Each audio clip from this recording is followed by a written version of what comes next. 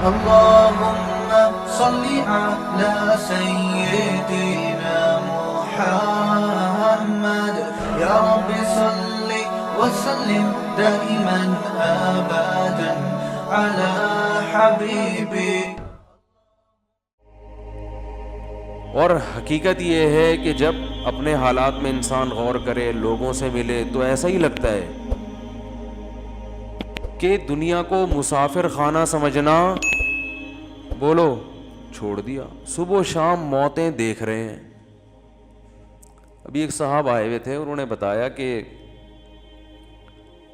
کچھ پروجیکٹ چل رہے ہیں کراچی میں، اربوں روپے کی مالیت کے ہوں گے وہ.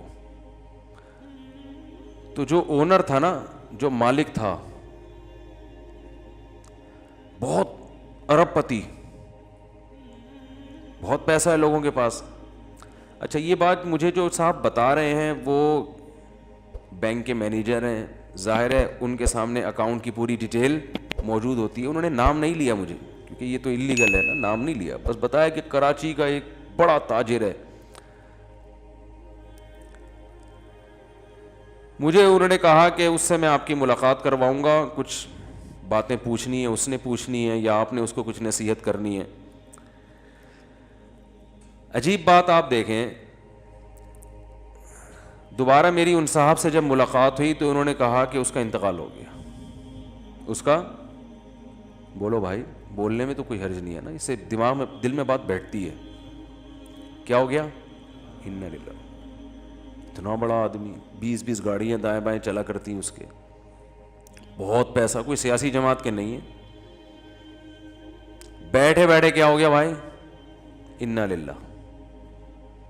بھائی انا للہ کی کوئی وجہ بھی تو ہوتی ہے. کووڈ ہوا تھا، کیا ہوا تھا، پتہ نہیں کووڈ تھا نہیں تھا، لیکن ٹینشن، اتنا پیسہ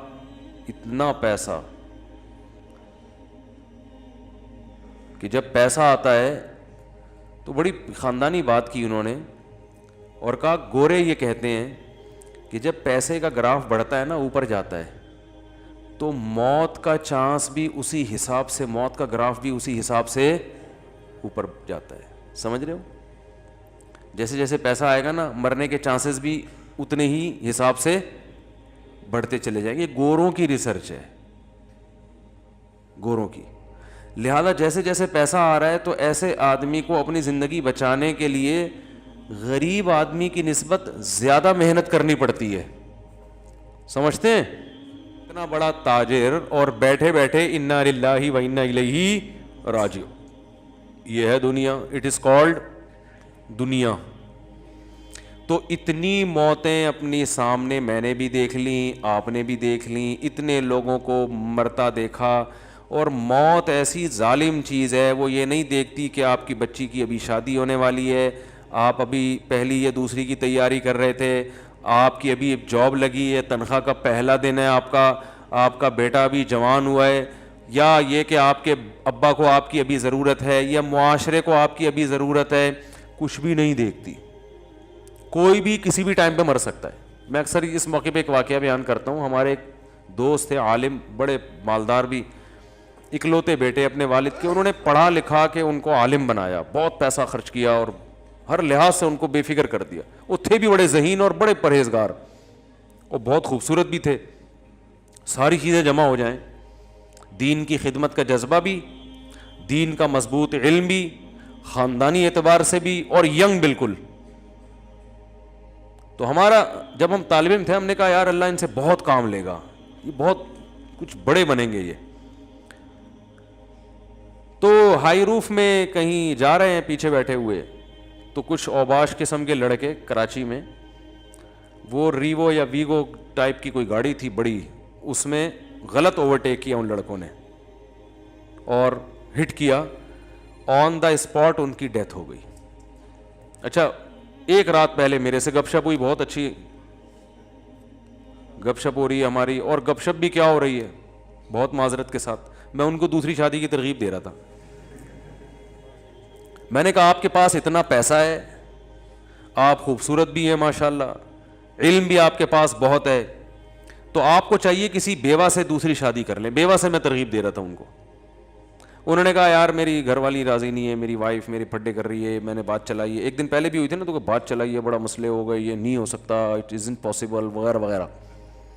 آج کل نہیں. میں نے کہا بھائی دیکھو, میں نے ان کو یہ سمجھانے کی کوشش کی کہ آپ اگر مر جاتے ہیں تو آپ کی بیگم بیوہ ہو جائے گی, وہ ساری زندگی بیٹھی رہے گی پھر ایسے ہی, تو اس چیز کو معاشرے میں پروموٹ کریں. میں نے کہا آپ بھی مر سکتے ہیں, میں بھی مر سکتا ہوں, کوئی اور بھی مر سکتا ہے, تو جو حالات دوسری عورتوں کے وہ ان کے ساتھ ہو جائیں گے.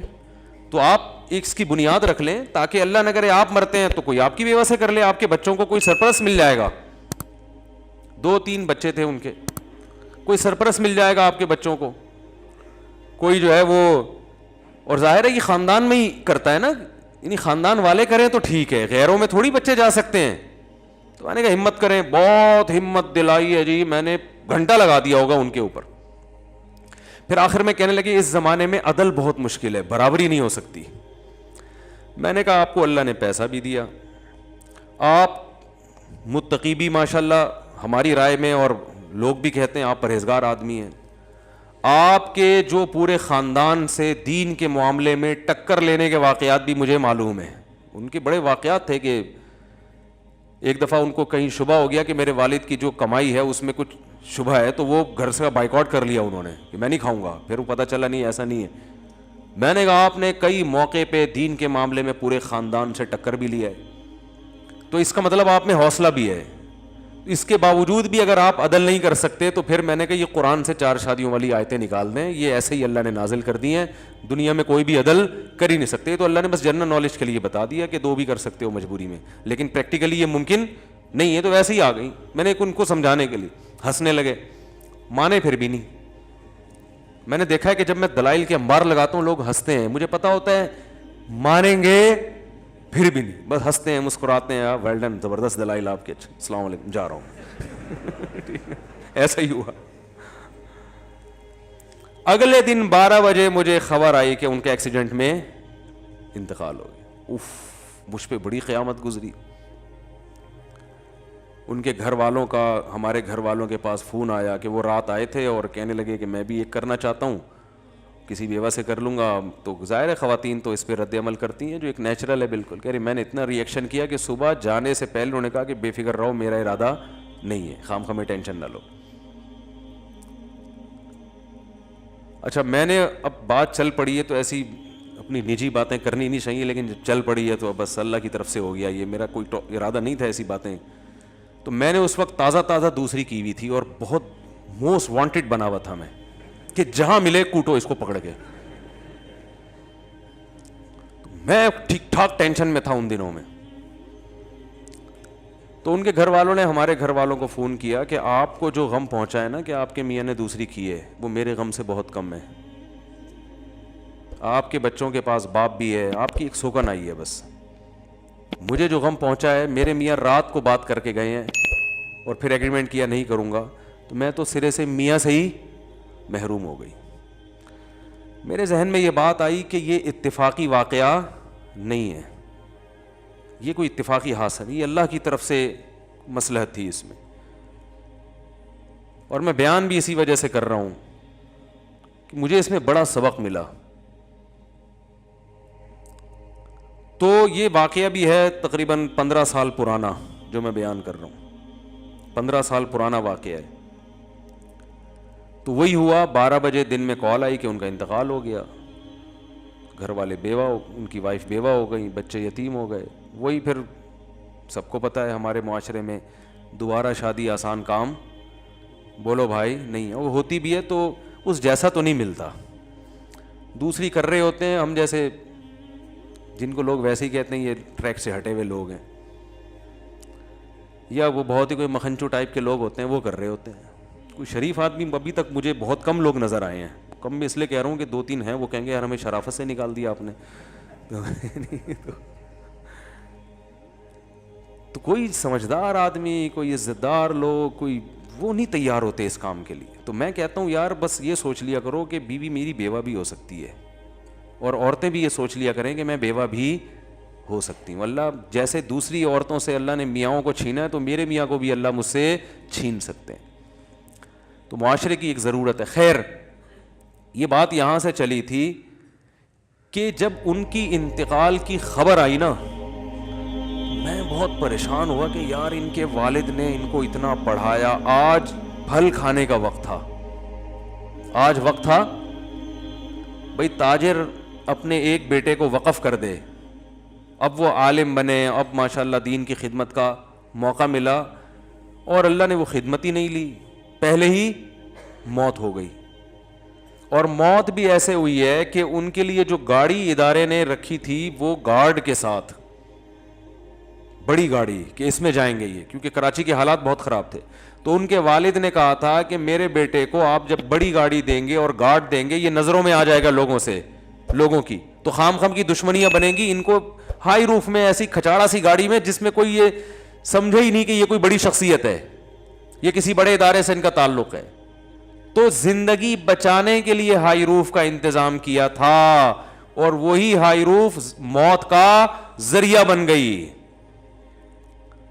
اس لیے ہم کہتے ہیں زندگی کے اسباب اختیار ضرور کرو، صحت کے اسباب ضرور اختیار کرو، لیکن ہوگا وہی جو چاہے گا اللہ، جو سبب ہے وہی موت کا ذریعہ بن جائے گا اگر اللہ چاہے گا تو ان کو تو ہائی روف میں اس لیے بٹھایا تھا کہ تاکہ ہائی لائٹ نہ ہو، کراچی کے حالات خراب ہیں، لوگ یہ نہ سمجھیں کوئی بڑا آدمی جا رہا ہے، تو خام خام میں دہشت گرد نشانہ بناتے ہیں ایسے لوگوں کو، اور وہی ہائی روف کیونکہ آگے بڑی گاڑی سے بڑی گاڑی ٹکرائے تو اتنا مسئلہ نہیں ہوتا، ہائی روف تو بیچاری ویگو کے سامنے کوئی حیثیت نہیں ہے نا اس کی۔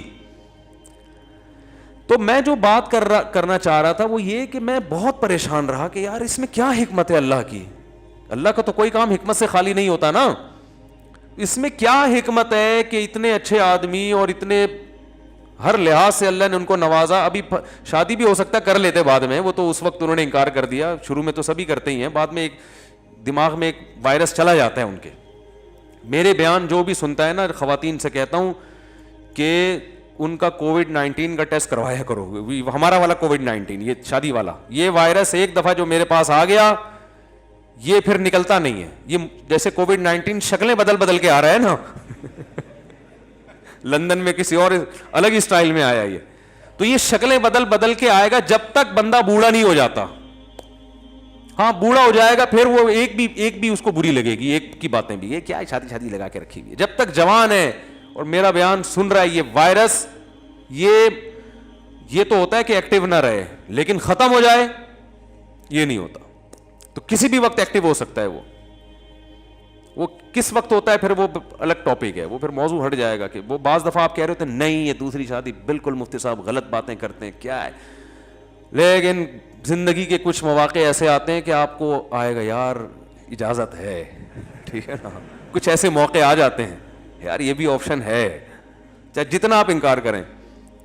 تو اب جب ان کی ڈیتھ ہو گئی میں پریشان، میں نے کہا اللہ اس میں تیری کیا حکمت ہے، تو مجھے جو جواب ذہن میں آیا نا، بہت بڑی حکمت یہ ہے کہ اللہ یہ بتانا چاہتا ہے کہ کوئی بھی کسی بھی ٹائم پہ مر سکتا ہے، بس یہی حکمت ہے، کسی خوش فہمی میں مبتلا ہونے کی ضرورت نہیں ہے کہ میں تو یہ ہوں، میرے تو بیانات دنیا سن رہی ہے، میرے تو فین فالوونگ بہت زیادہ ہے، ہم نے تو ابھی یہ کرنا ہے، اور آپ کا بزنس ایسا ہے، اور ابھی تو ہمارے بچے چھوٹے چھوٹے ہیں، ابھی تو اللہ تعالیٰ میری بیوی کو بیوہ نہیں کر سکتا، میرے چھوٹے چھوٹے بچوں کو یتیم نہیں کر سکتا، ابھی تو جناب میں نے جو ہے وہ پڑھائی مکمل کرنی ہے، اور پھر ابھی تو ایک سیمسٹر رہ گیا میرا، باقی سارے کمپلیٹ ہو گئے، ابھی تو میں MBBS ڈاکٹر بن گیا ہوں، 2 سال کی بس جاب رہ گئی ہاؤس جاب، اس کے بعد تو مزے ہی مزے ہاؤس جاب ہو گئی ہے، اور بس اب تو کلینک کھولنی ہے، اور پھر جناب پیسے کمانے ہیں، اور یہ کرنا ہے اور وہ کرنا ہے۔ بھائی جان کوئی بھی کسی بھی ٹائم پہ مر سکتا ہے، ایسا اللہ کی طرف سے کوئی گارنٹی نہیں ہے، سمجھ رہے ہو، بلکہ اللہ دکھائے گا، اور یہ انگریزوں میں بھی ہوتا ہے جن کی صحتیں ہم سے اچھی ہیں۔ کل ایک ڈاکٹر صاحب سے بات ہو رہی تھی، یورپ میں ہوتے ہیں، انہوں نے کہا کہ گوروں کی یہاں صحت اتنی اچھی ہے، لیکن حیران ہوتے ہیں کہ 27 سال جوان لڑکا جس کی خوراک بھی بہت ہی حساب و کتاب سے، اور فزیکل فٹنس کا ٹرینر ہے، لوگوں کو گائیڈ کر رہا ہے، وہیں کی یونیورسٹی میں پڑھا ہوا، لیکن ایسی بیماری ہو جاتی ہے کہ ہم حیران ہوتے ہیں اس کو کیسے ہو گئی۔ بیماری کا کوئی سبب نہیں ہوتا، لیکن آدمی موت کے منہ میں چلا جاتا ہے۔ تو وہ خود یہ کہہ رہے تھے کہ بس یہ اللہ کے کام ہیں، سب کچھ سائنس نہیں ہے, سب کچھ اسباب نہیں ہے. تو میں نے ان کو, ڈاکٹر صاحب کو بھی یہی کہا, میں نے کہا اللہ اصل میں یہ بتانا چاہتے ہیں کوئی بھی دنیا میں کسی بھی ٹائم پہ مر سکتا ہے. جو اللہ نے دعویٰ کیا نا مسافر خانہ ہے, متاع الغرور, دھوکے کا گھر ہے, تو اللہ کی بات غلط تھوڑی ہو سکتی ہے. اگر یہ دنیا ایسی اللہ بنا دے کہ آپ اپنی صحت کا بہت خیال رکھ رہے ہو تو آپ نے واقعی 90 سال ہی جینا ہے, سب کے ساتھ ایسا ہی ہونا شروع ہو جائے, تو یہ دھوکے کا گھر تھوڑی ہوگی. دھوکہ اسے کہتے ہیں کہ دکھاؤ کچھ اور دو کچھ اور.